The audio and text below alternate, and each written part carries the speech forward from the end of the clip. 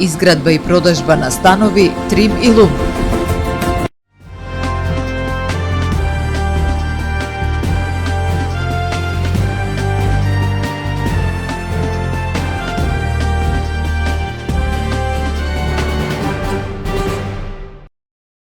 Ке започне санација на археолошкиот локалитет Манчевци во Охрид, каде зимава обилните врнежи предизвикаа сериозни оштетувања на дел од подпорните ѕидови.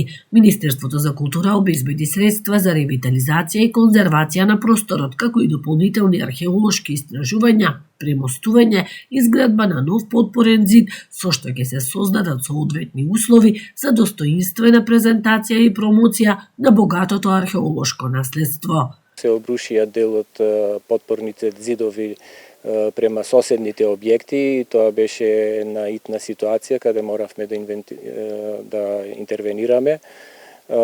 Обезбедени се средства и за таму. Прво пред се треба да се изработи проект со кој ќе се обезбеди едно премостување на двата дела од локалитетот и со тоа ќе обезбедиме обединување на двата дела и презентација интегрална на мозаиците кои се таму. Проектот предвидува трајно решение за заштита на локалитетот и негова подобра презентација пред посетителите, обезбедување илуминација, а со планираното поврзување на двата дела на локалитетот ќе се создаде единствена археолошка целина. Нов е релативно за туристичката понуда на градов. Еден дел веќе беше изложен, добро осмислен, осветлен и доста голема атракција. Меѓутоа, она што го пронајдовме и на другиот дел со баптистериумот и прекрасните мозаици, ќе се формира една прекрасна целина и атракција во градот. Локалитетот Манчевци, каде што е лоцирана ранохристијанската базилика со вредни мозаични површини, е делумно истражен во 2007 година.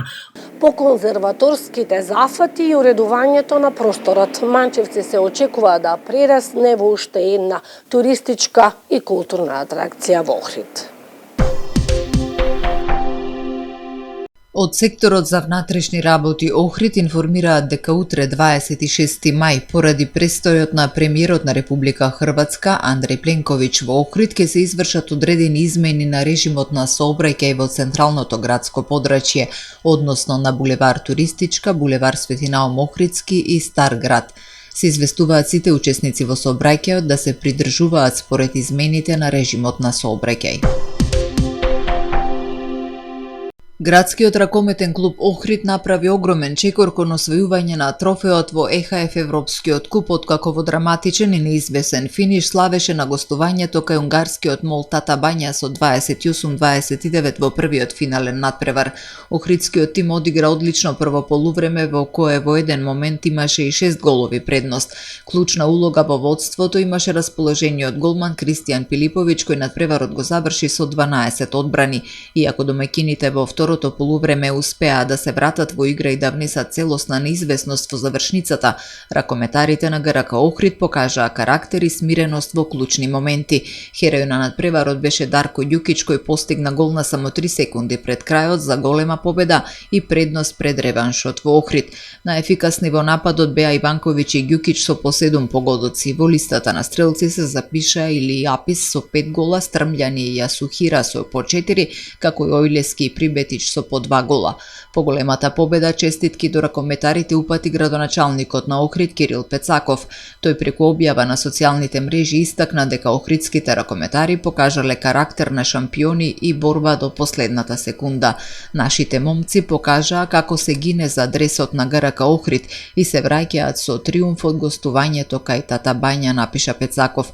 Реванш финалето ќе се одигра на 31 мај во спортската сала Билјанин извори во Охрид, каде градскиот ракометен клуб ќе има можност пред домашна публика да испише нова историска страница во македонскиот ракомет. Автопатот Охрид Кичево. кој што се смета за еден од најголемите и најкомплексните инфраструктурни проекти во земјава, влегува во завршна фаза од реализацијата. Во изминатиот период на трасата беа извршени дополнителни геоистражни работи на новите свлечишта, пошто се изработени основни проекти за стабилизација на 14 критични точки со изградба на така наречени галерии. Станува збор за сложен инженерски зафат, кој што трајно го решава проблемот со свлечиштата и обезбедува безбедно автопатско поврзување кон Охрид. Премиерот Христијан Мицковски вели, граѓаните веќе може да го видат напредокот на терен и очекувањата се автопатот целосно да биде завршен до почетокот на идната година.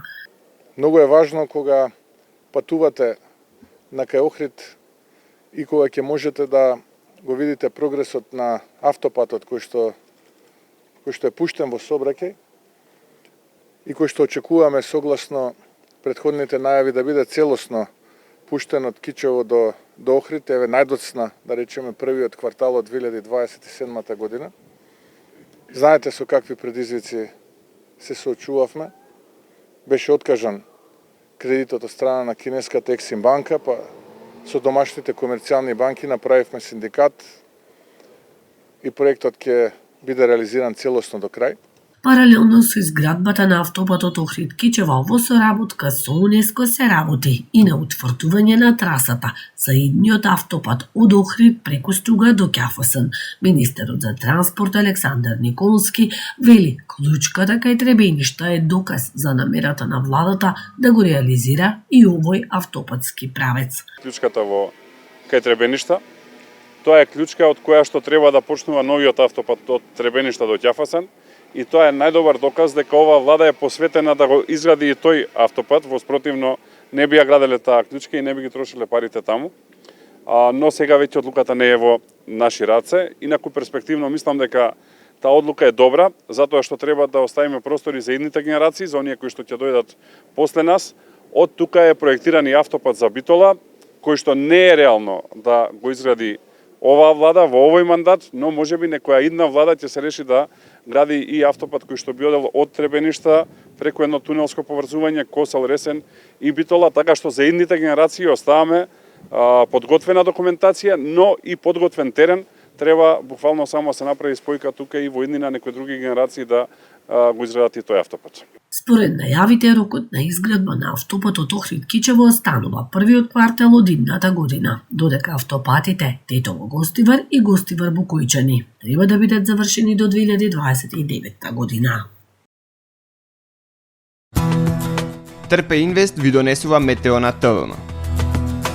Во Охрид денеска имавме сончево време со умерена облачност, дуваше слаб до умерен северен ветар. Максималната температура се искачи до 23 степени.